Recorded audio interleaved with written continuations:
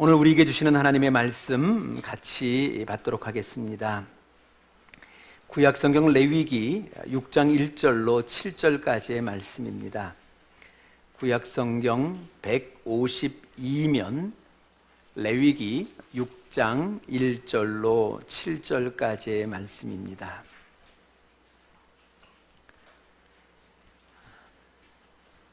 구약 레위기 6장 1절로 7절까지의 말씀, 이 말씀을 봉독할 때 살아계신 하나님의 음성을 들으실 수 있기를 소원합니다.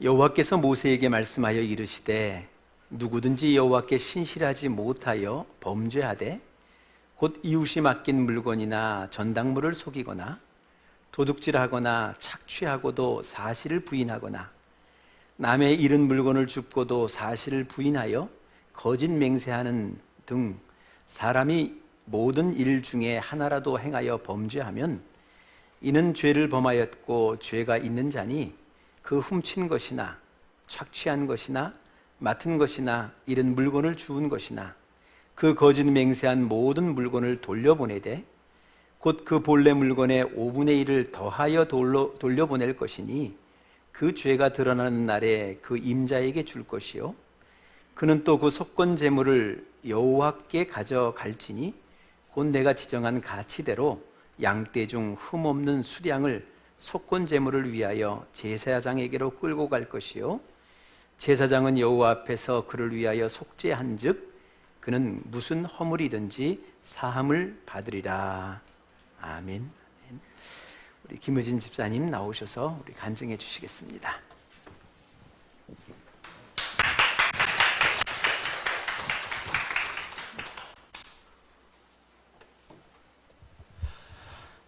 안녕하세요. 저는 푸놈펜 목장 목으로 있는 김어진입니다. 먼저 이렇게 새로운 삶 공부 13주 과정을 잘 마치고 삶 공부를 수강하는 동안 누렸던 하나님의 은혜를 성도님들과 함께 나눌 수 있게 되어서 하나님 아버지께 감사드립니다. 이번 새로운 삶을 공부하면서 하나님께로부터 주어진 수많은 감사의 제목들을 받았습니다. 아마도 이것이 성령님이 저와 함께 하심이 아니겠나고 생각합니다. 새로운 삶의 수업 기간 중에 40일의 새벽 작정 기도도 시작하였습니다. 아직도 작정 기도는 끝나지 않았습니다. 하지만 주님이 저에게 너무나도 많은 걸 주셨습니다. 저는 성성장구하던 사업장을 깡패들한테 빼앗기고 그것으로 인하여 사랑하는 가족도 잃게 되면서 앞으로 이제 난 무엇을 해야 할지 아직 길을 찾지 못하고 시간만 허비하면서 그렇게 헤매고 있었습니다. 그래서 무작정 하나님 곁에 기도를 하면서 매달렸습니다. 하나님, 아무 것이나 제가 할 수 있는 일이 있다면 주님께서 인도하여 주시옵소서. 정말로 눈물로 간절히 기도를 드렸습니다. 그러던 중에 새로운 삶의 공부가 시작되었고 그 기간 동안 정말로 많은 은혜를 받았습니다. 이 수많은 은혜를 어떻게 다 이야기 들을 수 있겠냐마는 몇 가지만 이야기해 드리겠습니다. 제 첫 번째 은혜는 그 지옥 같았던 원망과 한탄 섞인 하루하루의 생활 속에서 용서할 수 없을 것만 같았던 사람들을 용서할 수 있는 마음의 여유가 생겨난 것입니다. 그들을 용서할 수 있는 마음이 생기고 나니까 생활이 즐거워지면서 사업에 대한 구상이 떠오르게 되었습니다. 새로운 삶 공부가 3월 3일부터 시작되었고 수업 중에 주님의 은혜가 시작되었습니다. 하나님께서는 3월 28일부터 춘천 안보리 땅을 사업지로 제게 주셨고 또 춘천 월골리 땅을 주셔서 지금 사업을 진행하고 있으며 휘경동에 있는 집을 지을 수 있는 제지도 주셨습니다. 주님께서 너무나도 많은 은혜를 주셨기에 이것들을 어떻게 다 감당할지 몰라서 한편으로는 무서움마저 들고 있습니다. 주님께서 주시는 것이기에 주님이 끝까지 함께하여 주실 것을 기도드리고 있습니다. 정말로 감당이 안 될 정도로 부어주시고 있습니다. 이러한 일들이 저 혼자서 다 잘해서 된 일은 추워도 생각하지 않습니다. 하나님 아버지께서 제의 아픔과 눈물로 드리는 기도를 들어주시고 자 이제 너도 한 번 더 해봐라 하고 이 일들을 주신 것으로 저는 생각할 수밖에 없습니다. 절대로 저 혼자 할 수 있는 일들이 아닙니다. 모든 일들이 잘 처리돼서 주님께 영광 올려드릴 수 있도록 주님께서 제게 지혜와 총명을 다하여 주실 것을 쉬지 않고 기도드립니다. 그리고 또 한 가지 더 은혜의 말씀을 드린다면 새로운 삶 공부 중에 목장 모임에 참석을 하게 된 것입니다. 푸놈펜 목장 모임에서 너무나도 많은 것들을 보고 느끼며 알아가고 있습니다. 아, 초대교회의 모습이 이런 것이었구나. 목장 모임에 참석하면서 서로 아픔을 알고 위로하며 중보 기도를 드리는 모습이 하나님께서 정말 기뻐하시는 기도라는 것을 깨닫고 있습니다. 지금은 매주마다 그 시간들을 손꼽아 기다리고 있습니다. 아직은 저희 가정을 오픈하여 목장 식구들을 저희 집에 모시고 함께 목장 모임을 할 상황이 되지 않지만 저희 집에서 목장 모임을 할 날이 오기를 기도하며 기다리고 있습니다.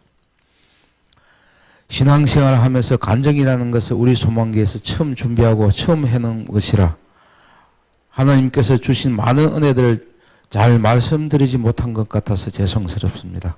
하지만 이제 첫걸음을 뗐으니 앞으로 점점 더 성숙한 그리스도인이 되고 싶습니다. 새로운 삶 공부에서 받은 가르침처럼 저도 다른 사람을 섬기고 세워주는 사역자의 모습에 합당하게 살고 싶습니다.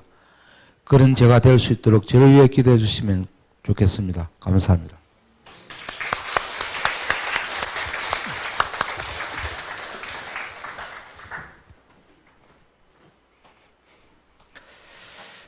우리 김의진 집사님 잠깐 지나가면서 말씀을 나눴습니다만 불과 얼마 전에 서울의 대로변에 이 사거리 코너에 제법 큰 건물을 건축하고 분양하던 과정 가운데 믿었던 친구들로부터 또 여러 사람들로부터 배신도 당하고 여러 사건을 겪으면서 결국 모든 것 다 내려놓고 이제 빚만 좀 안고 그곳을 떠나오신 분입니다.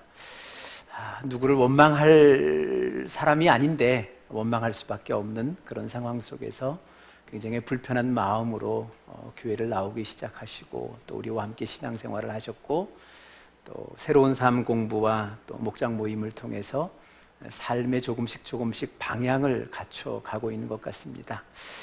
무조건 큰 것이 좋고 높은 것이 좋다 생각했는데 이제는 반듯한 것이 온전한 것이 좋다.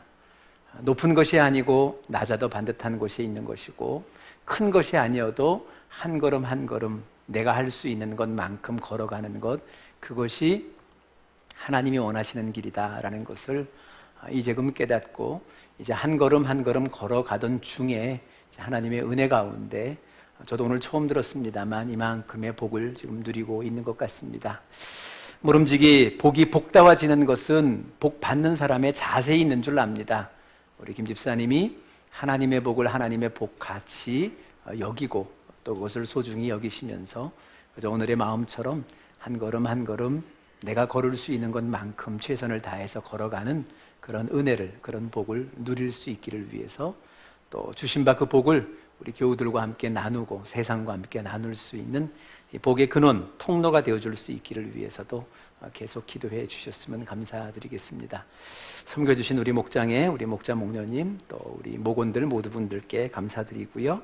우리가 하는 기도가 이게 과연 응답될까 싶은데 된다라는 것을 우리가 한번 확인하면서 같이 기도하고 같이 응답받고 은혜 가운데 누릴 수 있는 그런 복을 우리가 함께 나누셨으면 좋겠습니다.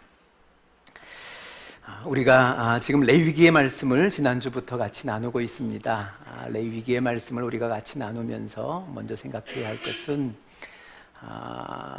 이제 지난주에 혹 말씀을 같이 못 들으신 분이 계시다면 유튜브를 통해서라든지 아니면 저희 홈페이지를 통해서 지난주의 말씀부터 차근차근 같이 들어주시면 아마 레위기를 쉽게 쫓아올 수 있을 것 같습니다.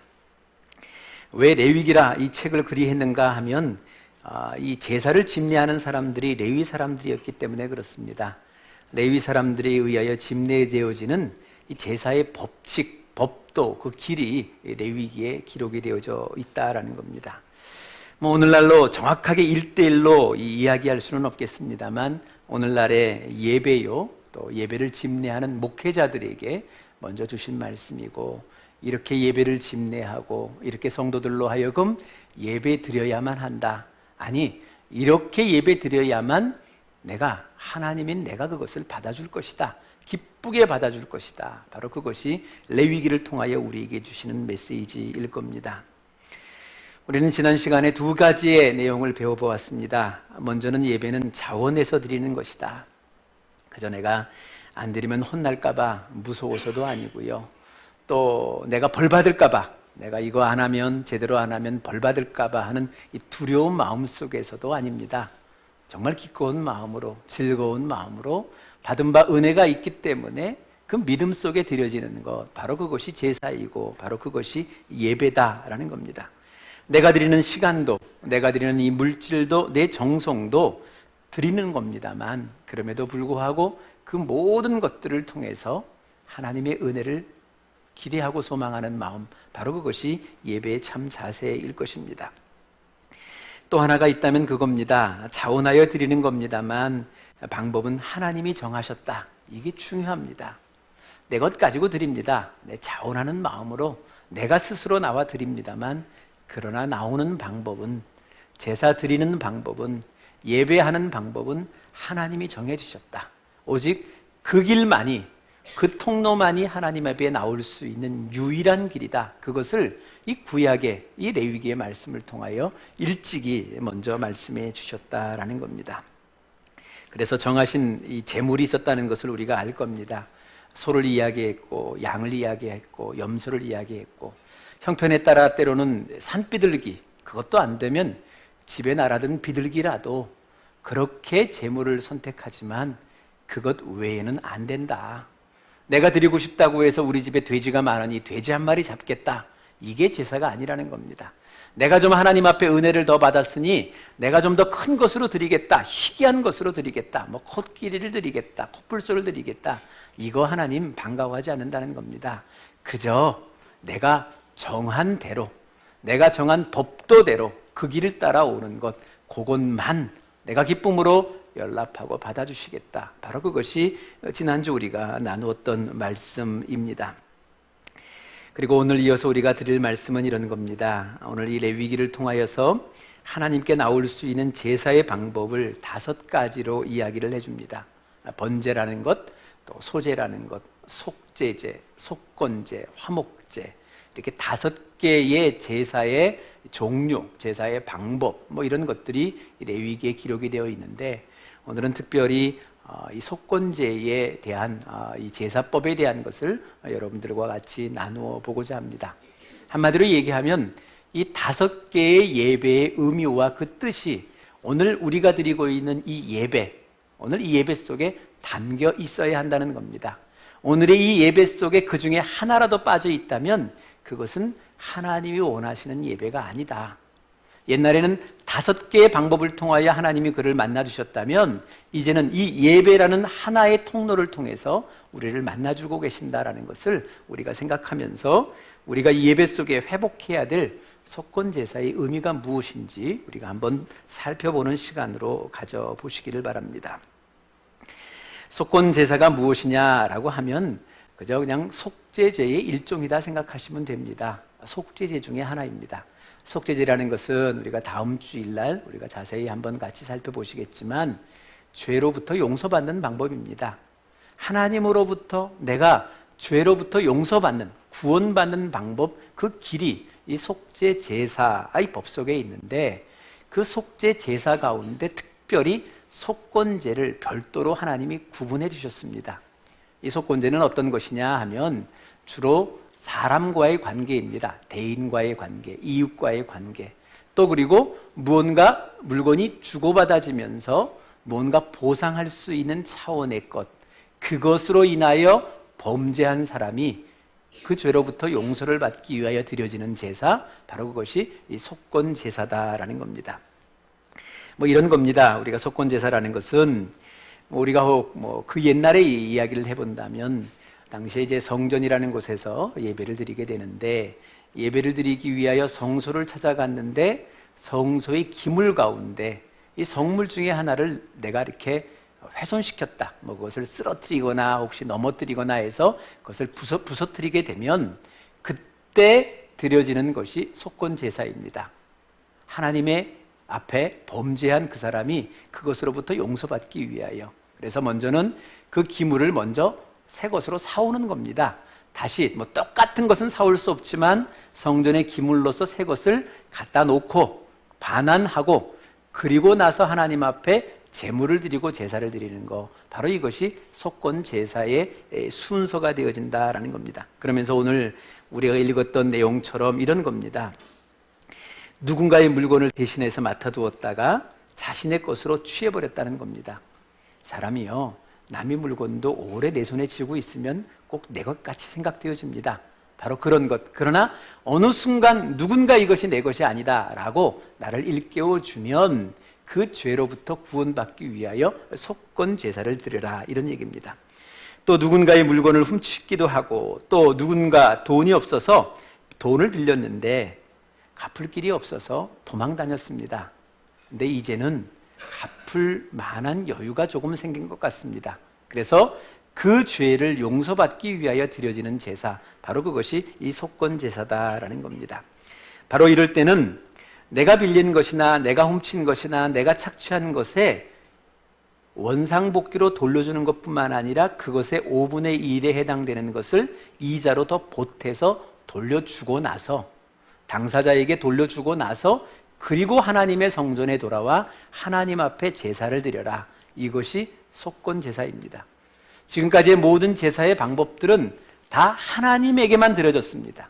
하나님을 찾아가 하나님이 원하시는 방법대로 하나님 앞에 제사를 드렸다면, 유일하게 이 속건 제사는 그렇지가 않습니다. 먼저 당사자에게 가는 겁니다. 내가 손해를 끼치고, 내가 누군가의 마음을 불편하게 하고, 누군가의 인생을 불행하게 했던 사건이 있다면 당사자에게 먼저 찾아가서 그에게 용서를 빌고 내가 갚을 만큼 갚아주고, 그리고 하나님 전에 돌아와 제사를 드릴 때, 바로 그때 그 모든 죄로부터 하나님이 용서해 주시겠다, 구원해 주시겠다, 자유를 주시겠다, 바로 그것이 이 속건제의 내용이다라는 겁니다.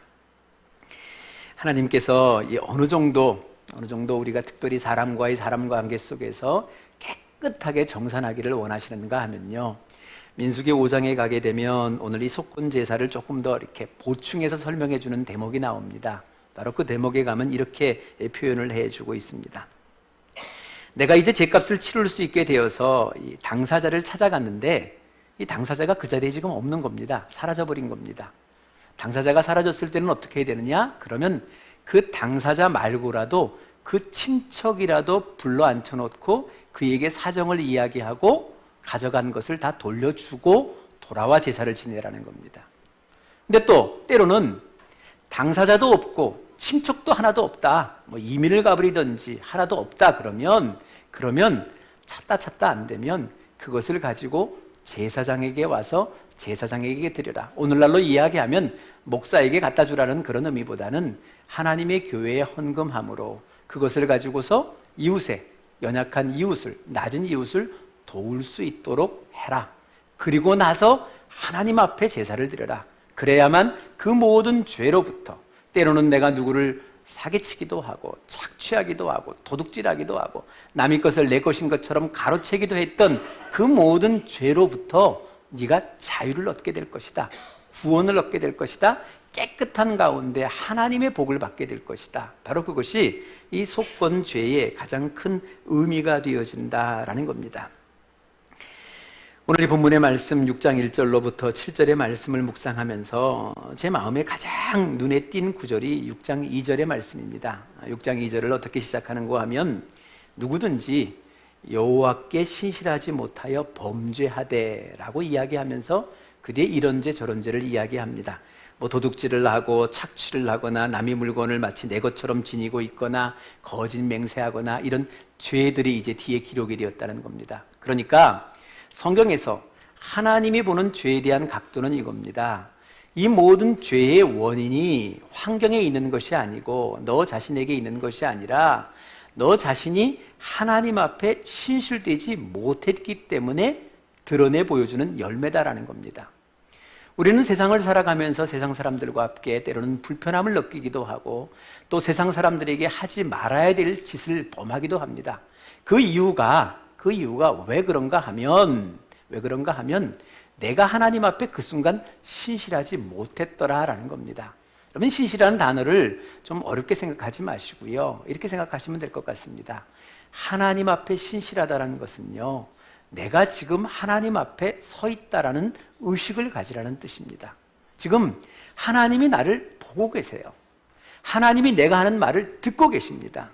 하나님이 지금 내가 하는 말도, 내가 하는 행동도 보고 듣고 기억하고 계신다는 겁니다. 사람들은 때로 내가 내 물건을 남에게 맡기고도 잊어버릴 때가 있습니다. 까먹을 때도 있고 뭐 그럴 수도 있습니다. 그러나 하나님은 그 현장을 기억하신다는 겁니다. 끝까지 기억하신다는 겁니다. 그것을 알고 살아가면 그런 죄를 범하지 않을 것이다라는 겁니다. 오늘도 우리가 이 땅에 많은 범죄가 있고 많은 사건이 있습니다만 그 사건은 항상 어두운 곳에서 일어납니다. 사람이 모이지 않는 곳 속에서 누군가 관심이 기울여지지 않는 곳에서 일어나게 된다는 것이죠. 적어도 누군가 나를 지켜보고 있다. 누군가 내 말을 귀담아 듣고 있다. 누군가 나의 사건을 꼭 기억할 것이다 라는 그 의식을 갖는 한 그러한 행동을 상식적으로 인간이 일반적으로 할 수는 없다라는 겁니다. 그래서 오늘 하나님께서 우리에게 주시는 말씀은 바로 그겁니다. 너희가 짓는 죄로 인하여 괴롭고 힘드냐? 그것이 문제가 아니라 너희가 지금 그 순간에 나를 버리고 세상만 바라봤다. 나를 의식하지 아니하고 세상만 의식했다. 그것을 우리 하나님께서 이 말씀으로 지적을 해주고 계신다라는 겁니다. 그러므로 여러분, 언제나 우리는 늘 생각해야 됩니다. 우리는 하나님 앞에 살아가는 사람들입니다. 물론 내가 하나님을 모를 때야 어쩔 수 없었겠습니다만 이제는 우리가 하나님을 조금은 알고 있지 않습니까? 하나님이 어떤 분이시라는 것을 알고 계시지 않습니까? 그러면 그 하나님께서 나를 오늘도 지켜보고 계신다는 것, 귀담아 듣고 계신다는 것, 눈여겨 바라보고 계신다는 것, 그리고 그 모든 것을 기억하고 계신다는 것, 그것만 깨닫고 그것만 인정하고 살아간다면 이 땅에 사람들 앞에 누구에게 불편을 끼치고 누구로 하여금 아파하게 하고 고통스럽게 하는 이 땅의 이 모든 범죄들, 이 땅의 이 모든 죄악들로부터 자유할 수 있음을 오늘 우리 하나님께서 우리에게 먼저 이야기해 주고 계신다라는 겁니다. 그러므로 언제든지 여러분들께 말씀을 드립니다만, 여러분, 하늘을 보고 세상을 보면 세상이 비로소 또렷하게 보입니다. 하늘을 보고 세상을 바라보게 되면 이 세상의 길이 보이게 되는데, 언젠가부터 사람들은요, 땅만 보고 세상만 보고 세상을 바라보니 세상의 일이 꼬이기 시작하는 겁니다. 늘 가로막히기 시작한다는 것 아니겠습니까? 때로는 어떤 사람들은 순서가 반대로 돼 있습니다. 땅을 보고 세상을 보고 하나님을 바라보며 하나님 앞에 요구하는 어리석은 사람들이 있습니다만, 언제든지 우리의 삶의 우선순위를, 순서를 다시금 한번 개혁하셨으면 좋겠습니다. 그분이 먼저이고 세상이 나중입니다. 하나님이 먼저이고 내가 나중입니다. 하나님이 나를 지켜보시는 것이 먼저이고 내가 하는 모든 것들이 나중이다. 이것만 우리가 끝까지 놓치지 않고 산다면 우리가 이 세상을 살아가면서 이 세상 속에서 누군가로 인하여 불편을 걷고 그것으로 인하여 괴로워하고 아픈 일들이 없게 될 것이다. 이것이 오늘 이 성경이 우리에게 말씀을 해주고 계시는 겁니다. 그러나 여러분, 오늘 이 속건 제사의 이 의미를 우리가 살핌에 빠지지 말아야 될 좀 길이 있습니다. 그것은 무엇인고 하면, 마치 잘못한 걸 생각하면 내가 누군가 사람에게 잘못을 하면 그 사람에게 가서 변제를 하고 그 사람으로부터 용서를 빌고 용서를 받으면 내가 그 모든 죄가 사라졌다 생각합니다만, 이게 아닙니다, 여러분. 그건 그 사람과 나와의 관계이고요, 그것을 지켜보고 계셨던 하나님의 관계는 아직 깨어져 있는 겁니다. 하나님이 나를 아직도 죄인처럼 바라보고 계신다는 겁니다. 아니, 반대로 내가 하나님을 바라보기에 죄인처럼 여길 수밖에 없다는 것 아니겠습니까? 내가 그 사람에게는 당당할 수 있습니다. 이제 모든 것 변제했고 용서도 받았으니. 그러나 내가 그 사건으로 인하여 그때 나를 지켜보시고 나를 응원하시고 나를 격려하셨던 하나님을 저버렸던, 하나님의 기대와 소망을 저버리고 가지 말아야 될 길을 걸어갔던 그 모든 죄악으로부터 나는 자유할 수 없다는 겁니다. 그것을 하나님 앞에 용서받는 것, 바로 그것이 이 속건 제사의 의미고 속건 제사의 뜻이 되어진다는 겁니다. 여러분, 이 세상의 모든 죄의 용서권은요, 사람에게 있지 않습니다. 오직 하나님이 용서해야만 온전한 용서가 이루어지게 됩니다. 하나님이 이 땅의 문제를 용서해 줄 때 이 땅에서부터 우리가 용서를 받을 수 있다는 것, 바로 그것이 이 성경을 통하여 우리에게 거듭 말씀해 주고 있는 의미다라는 겁니다. 그러면 우리가 좀 생각해 볼 것이 있습니다. 그 대목쯤 되어지면 특별히 믿는 사람들이 갖고 있는 이 생각 가운데 그런 것이 있지 않습니까? 그럴 것 같으면 하나님이 나를 직접 용서해 주시고 끝내실 것이지 뭘 날 좀 귀찮게 또 그에게 찾아가서 용서를 빌게 하나. 차라리 그만큼 하나님의 이름으로 이웃에 베풀도록 하지. 내가 꼭 그것을 들고 민망하게, 그렇죠? 힘들지 않겠습니까? 부끄럽지 않겠습니까? 그 부끄러운 자리까지 찾아가 그에게 내 잘못을 고백하고 내 죄를 고백하고 용서를 빌어야 할 것인가? 어차피 용서는 하나님으로부터 받으면 될 터인데, 그래야 완벽해질 터인데, 그런 생각을 우리가 갖기가 쉽다라는 겁니다. 그러나 여러분, 우리가 늘 생각해야 될 것은 하나님의 관심은요, 사과를 받는 사람에게 있지 않습니다. 사과를 하는 우리들에게 있는 겁니다. 하나님의 자녀들에게 있다는 겁니다. 하나님의 자녀가 모름지기 이 땅을 살아가면서도요, 이 땅으로부터도 사랑받고 살아가는 것, 그게 하나님의 마음입니다. 마치 아비로서 어미로서 자식을 키우되 이 자식이 장성하여 세상에 나가게 되면 이 세상으로부터도 좀 인정받았으면, 이 세상으로부터도 좀 사랑받았으면 그것이 아비의 마음이고 부모의 마음인 것처럼 하나님의 마음도 하나님의 자녀인 우리들이 이 세상을 살아가면서도 세상의 사람들과 원수지지 아니하고 누군가 용서받지 못할 그 인간의 대상 속에 내 이름 올려놓지 않고 내 자식 이름 올라가 있지 않고 그렇게 사랑하고 사랑받고 살아가기를 원하는 것, 바로 그것이 하나님의 마음인 겁니다. 바로 그 마음을 위하여 너희가 세상 사람들과 함께 사랑을 고백하고 용서를 고백하고 그 속에 화해하고 평화를 이루고 그 속에 평화를 누리며 그렇게 살아가기를 바라는 마음, 바로 그 마음 속에 오늘 이 속건 제사, 불편하지만 우리가 민망하지만 우리가 죄를 고백한다는 것, 스스로 고백한다는 것 부끄럽지만 그럼에도 불구하고 그 과정을 훈련의 과정으로 우리에게 요구하시는 겁니다. 그리고 와서 드리는 제사 때문에 그때 그 제사를 받고 내가 모든 것을 깨끗하게 용서해 주겠다. 막혔던 모든 통로들을 그때 뚫어줄 것이다. 그것을 이 하나님이 우리에게 말씀해 주고 계신다라는 겁니다. 또 한 가지가 있다면 여러분, 우리가 하나님의 죄 용서에는요, 이 속죄는 이 과거적인 문제만 있는 것이 아닙니다. 내가 지었던 옛날의 죄를 용서하시겠다, 그것만이 아니고요, 미래지향적인 의미가 있습니다. 다시는 이와 같은 죄를 범하지 말라. 이게 예수님의 말씀 아니었습니까? 다시는 이와 같은 죄를 범하지 말아라. 다시는 이와 같은 죄를 짓지 말아라. 그러하기 위하여 네가 부끄럽지만, 네가 좀 고통스럽겠지만, 네가 민망하겠지만 그 앞에 무릎을 꿇고 그에게 용서를 빌고 사과를 하고 어렵지만 변제를 하고 보상을 하고 그리고 돌아와 구원을 얻어라. 바로 이것이 이 하나님의 마음인 겁니다. 그리고 돌아와 다시는 그 죄로부터 자유하여 다시는 그와 같은 범죄를, 그와 같은 죄를 짓지 말라. 이것이 하나님의 마음이고 하나님의 뜻이었기에 오늘 이 속건 제사라는 이 제도를 통하여 우리에게 한 가지를 더 요구하고 계시는 하나님의 모습을 우리가 바라보게 된다라는 겁니다. 이 속건 제사에 대한 이 말씀을 준비하면서 제 마음속에 늘 가시지 않는 아주 그 또렷한 기억 속에 남아있는 이 영화가 한 편이 있습니다. 이제는 근 한 10년 남짓된 영화입니다만 그 이창동 감독님이 하신 밀양이라는 영화입니다. 여러분 보신 분 여러분 기억하시겠습니다만 이 영화로 인하여 이 여주인공이 칸 영화제로부터 수상을 하기도 하고 우리나라가 이 세상에 이 영화계에 이렇게 뛰어드는 하나의 계기가 되었습니다만 어찌되었건 이 주인공 신혜라고 하는 이 여인이 이 남편을 교통사고로 잃어버립니다. 그리고 그 보상금을 받아서 남편이 지었던 빚을 변제하고 일부를 가지고서 아들과 함께 이 조그만 밀양이라는 도시에 정착하기 위해서 내려오게 됩니다.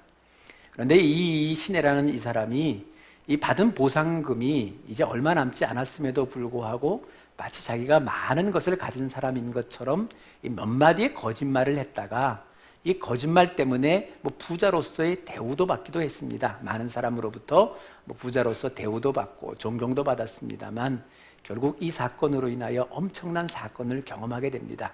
그것은 자기 빚에 쪼들리고 있었던 아들이 다니고 있던 학원의 원장이 그 빚을 변제하기 위해서 부득불 이 아들을 유괴하고 그리고 그를 살해해버리고 마는 이 엄청난 비극적인 사건을 그가 경험을 하게 됩니다. 아들과 가까웠고 아들에게 누구보다 잘해주었던 순박해 보였던 그 사람이 내 아들을 유괴하고 죽였다는 그 사건으로 인하여 이 여인이, 이 시내라는 이 여인이 거의 실성하는 사람처럼 변해갑니다. 변해가던 중에 이 주변의 사람들의 도움을 통하여서 교회를 찾게 되었고 이 교회에서 특별히 용서를 배우게 됩니다. 용서라는 것, 그것은 용서받는 사람을 위하여 하는 것이 아니라 용서하는 사람을 위하여 한다는 것, 이런 것을 배우게 되었고 이제 그 마음속에 조금의 무엇이 자랐는지 용서하고 싶은 마음이 들어서 이제 용서하기 위하여 학원 원장이 있는 교도소를 찾아가게 됩니다. 그런데 그 장면이 아직도 선명하다는 겁니다. 면회소에서 이 원장을 용서하기 위하여 찾아가게 됩니다. 아주 명랑한 모습으로, 밝은 모습으로 이제는 내가 자유할 수 있다는 것, 누군가를 용서할 수 있게 되었다는 기쁨을 가지고 그가 찾아갑니다. 그의 얼굴에는 기쁨으로 가득합니다.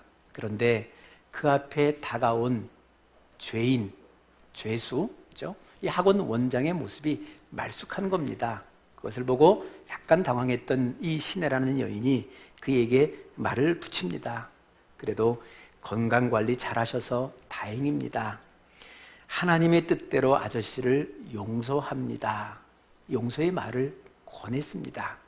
그런데 문제는요, 이 원장의, 이 죄인의 말 한마디에 이 시내는 가져갔던 꽃을 다 내팽개치고 교도소 밖을 쫓아나가 실신해버리는 그런 지경에 이르게 된다는 겁니다. 이 원장이 이렇게 얘기를 합니다. 이미 나는 하나님께 열심히 기도하여 용서를 받았습니다. 이미 나는 열심히 기도해서 용서를 받았습니다. 이 한마디가 오늘 이 여인으로 하여금 이 세상을 용납할 수 없을 만큼의 큰 분노를 안겼다는 겁니다. 아픈 것은 나였는데, 고통당하는 것은 나였는데 왜 그에게 가서 용서를 빌고 그로 받은 용서로 인하여 너는 편안을 누리고 평안을 지내고 있느냐, 이것을 그는 용납할 수 없었다는 겁니다. 여러분 한번 우리가 생각해 보셨으면 좋겠습니다. 동대문에서 뺨을 때렸으면 남대문에서 사과할 일이 아니지 않습니까? 내가 누군가의 마음을 아프게 하고 고통스럽게 했다면 적어도 그를 찾아가 그를 위로하고 그에게 용서를 빌고 그에게 용서를 받고 돌아와 하나님 앞에 용서를 간구할 때 그것이 속건의 예배가 아니겠습니까? 그것이 바른 하나님 앞에 예배의 자세가 아니겠습니까? 그런데 어느 순간 우리는 그 마음만 갖고 있습니다. 용서는 하나님이 하시는 것이다. 하나님으로부터 용서를 받는다면 내가 이 땅에 어떤 죄로부터 용서를 받을 수 있다는 이 단순한 믿음 하나만으로 세상 사람들은 아프게 하고 누군가는 나로 인하여 고통을 겪고 괴로워하고 슬퍼하고 있는데 그 마음은 위로하지 못하고 그는 용서하지 못하고 하나님 앞으로 받은 이 위장된 평화를 가지고 이 평화를 누리고 있다는 것, 오늘 이 땅을 살아가고 있는 우리들의 모습이 아니겠습니까? 오늘도 이 땅에 많은 사람들이 우리를 향해서 개독교인이다라고 욕을 합니다. 왜 그럴까요? 왜 그리 되었습니까? 여러분, 우리는 이 땅을 살펴볼 마음이 없는 것 같습니다. 오늘 분명히 하나님께서는 이 땅을 살피고 이 땅으로 인하여 너로 인하여 누군가 고통을 당하면 그에게 가서 용서를 빚고 용서를 받고 그리고 돌아와 나에게 용서를 빌 때 내가 온전한 용서를 주겠다 약속하셨는데 그 모든 것은 다 잊어버리고 이제는 오직 하나님으로부터 받으면 된다는 그 생각 속에 하나님 앞에 기도했으므로 나는 용서받았다는 어찌 보면 하늘로부터 주어지는 용서가 아닌 이 세상에 사탄이 심어준 위장 같은 평화를 가지고 오늘 그 평화에 만취하여 살아가는 것, 바로 그것이 오늘 우리 그리스도인의 모습이 아니겠습니까? 누군가의 마음을 아프게 했다면 그를 찾아가 사과하고 그에게 용서를 비는 것, 그것이 하나님의 방법입니다. 그리고 돌아와 하나님 앞에 예배를 드리고 하나님 앞에 용서를 간구할 때, 그럴 때 온전한 용서가, 하늘로부터 주어지는 평화가, 하늘로부터 지는 은혜가 시작되어진다는 것, 바로 그것이 오늘 우리가 회복해야 될 속건 제사의 의미가 아니겠습니까? 오늘도 하나님은 우리에게 기대하는 바가 있습니다. 이 세상을 살아가면서 이 세상 사람들로부터도 좀 사랑받고 사랑하고 이 세상 사람들로부터도 인정받고 인정하며 살아가는 복된 세상, 그래서 아버지로서 하나님의 이름이 세상 속에 드러나고 자식으로 인하여 아버지가 자랑스럽게 그 이름이 드러나기를 기대하는 것처럼, 그리 하나님의 이름이 이 세상 속에 추락하지 아니하고 기독교로 땅에 묻히지 아니하고 말 위에 등경 위에 등불처럼 하나님 앞에 들려지기를 바라는 것, 바로 그것이 하나님의 소원일 겁니다. 오늘도 이 예배, 이 제사를 회복할 때 우리가 이 땅에 모름지게 그 모든 은혜를 비로소 누리게 될 것입니다. 기도하시겠습니다. 하나님,